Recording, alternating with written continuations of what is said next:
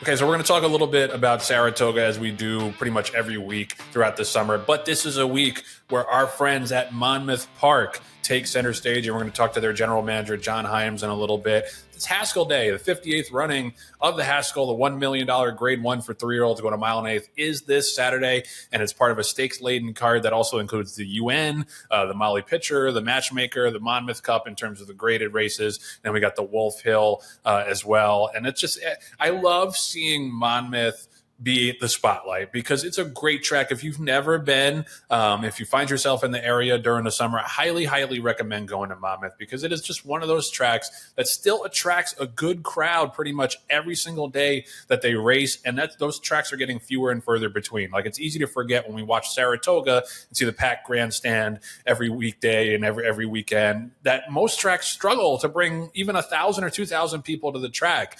And this is the opposite of that. And it's a track that does not have casino gaming revenue and subsidies, so they pretty much are on their own when it comes to the purse account, and they put on a terrific card, and it's just a beautiful place to spend a day at the races. And there's a lot of star power in this Saturday's renewal. Journalism opted to go to the Haskell instead of the Jim Dandy, where I think Sovereignty and certainly Sam Mann are going. He should be pretty tough to beat. He's a 4 to 5 morning line. Looks like there's a good amount of speed to set him up in there.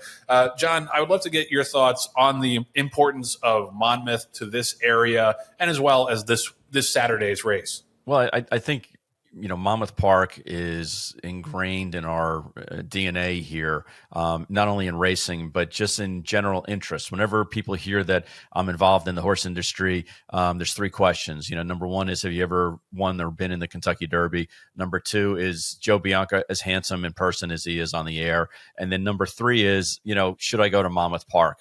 And the answer to all 3 is yes, yes, and yes. Thankfully, it's the Holy Trinity. It's the trifecta of my world, actually.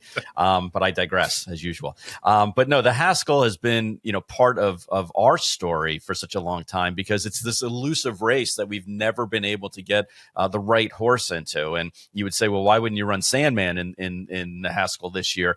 And the simple reason is because he's just not fast enough out of the gate. And Monmouth has historically been such a speed favor in racetrack. So if you're looking at, well, who should I bet this weekend? And do you have a hunch, or do you want to not play the favorite?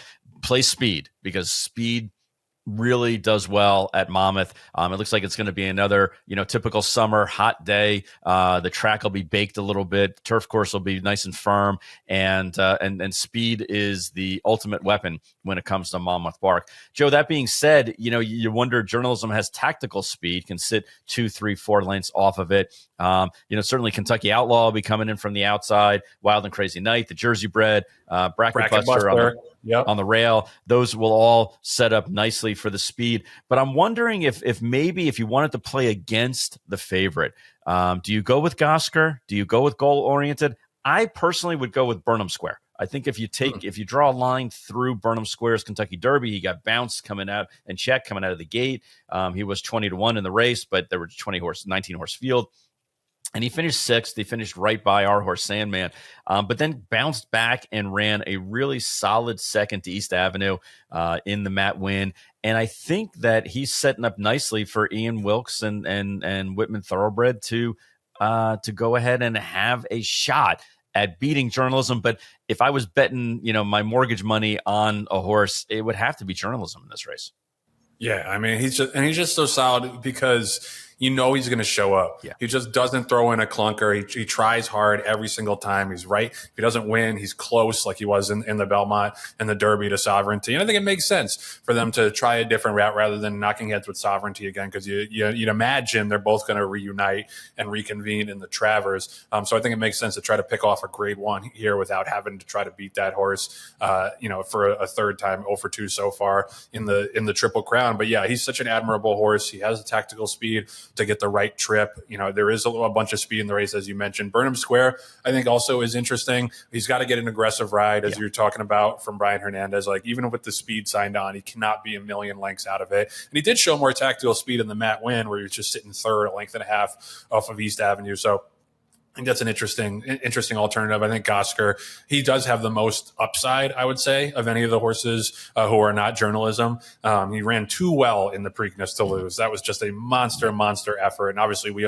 went on and on about how great journalism was that day, and he was. I don't think we give enough credit to what a big race Gosker ran, sitting close to a fast pace, opening up like that, and just his fourth career start, and just getting nailed on the wire. So I think he's drawn well too. He's got tactical speed. He doesn't need to be that close if the pace is super fast. So he's the one I would look towards. Goal oriented, I think, is the wild card.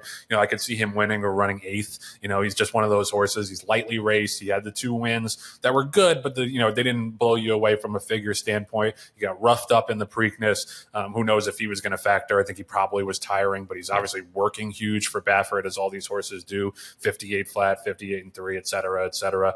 So it's a super interesting race. Journalism clearly the horse to beat, but I don't think it's a layup. I think he's going to have to come with his best effort.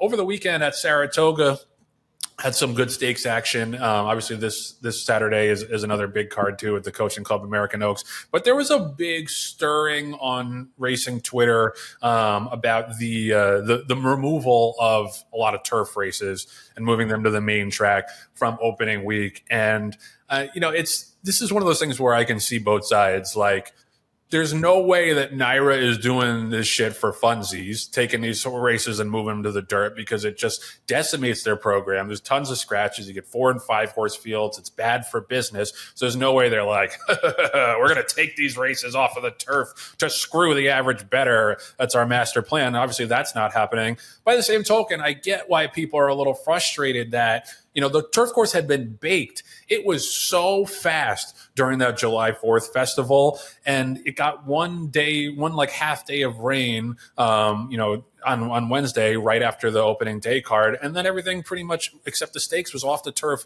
all weekend. I know they got more rain on Friday as well. I think it's just frustrating for people because, they look forward to this meet so much, and it's not as if there had been a bunch of rain beforehand.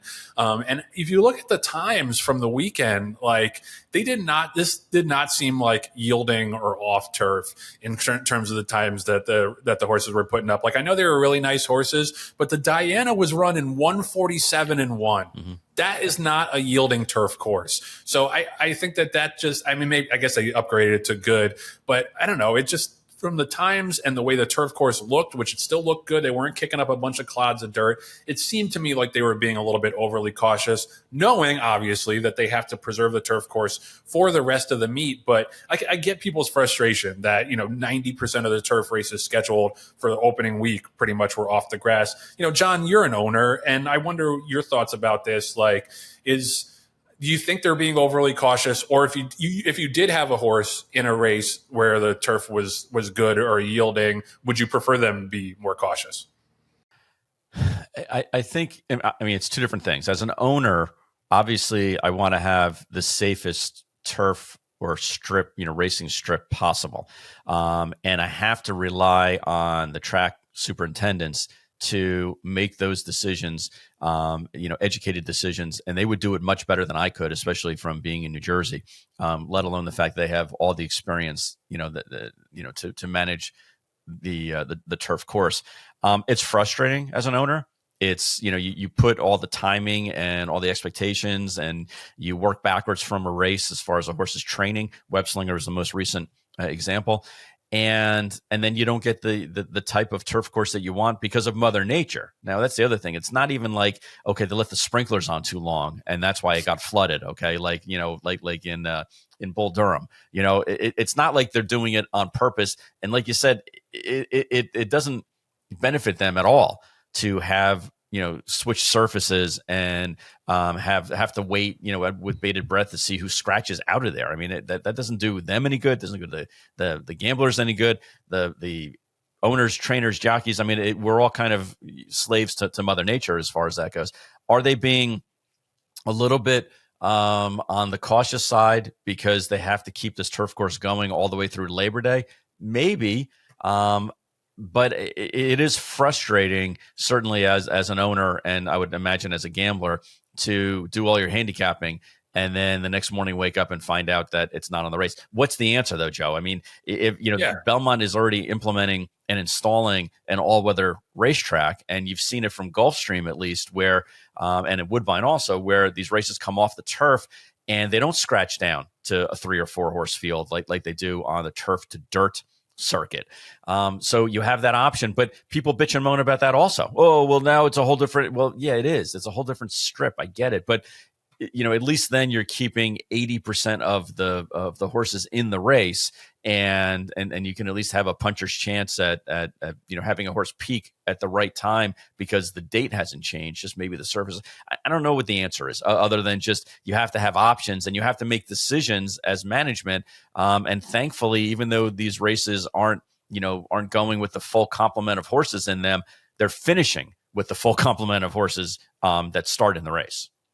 Yeah, and I would love to have like Glenn Kozak or some track superintendent on to talk about this, because people have floated ideas of like a tarp or a tent system or some kind of different drainage, because it is a problem summer after summer. But I think these guys are doing their best, and in general, their number one priority is a safe surface, and that's what we all ask for for our horses. Especially now with the expanded Saratoga meet that it started basically a week earlier, and they had the turf racing up at Belmont, and they caught a bunch of rain then.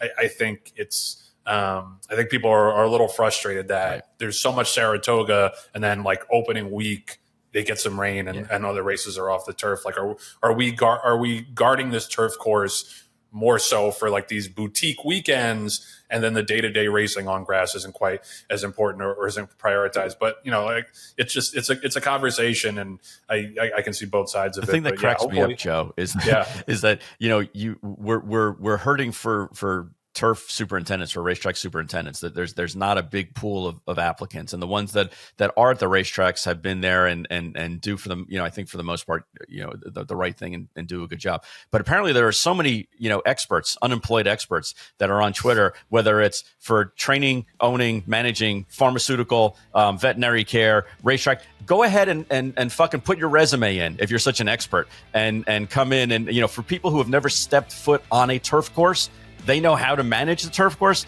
That is ludicrous and hysterical as far as I'm concerned.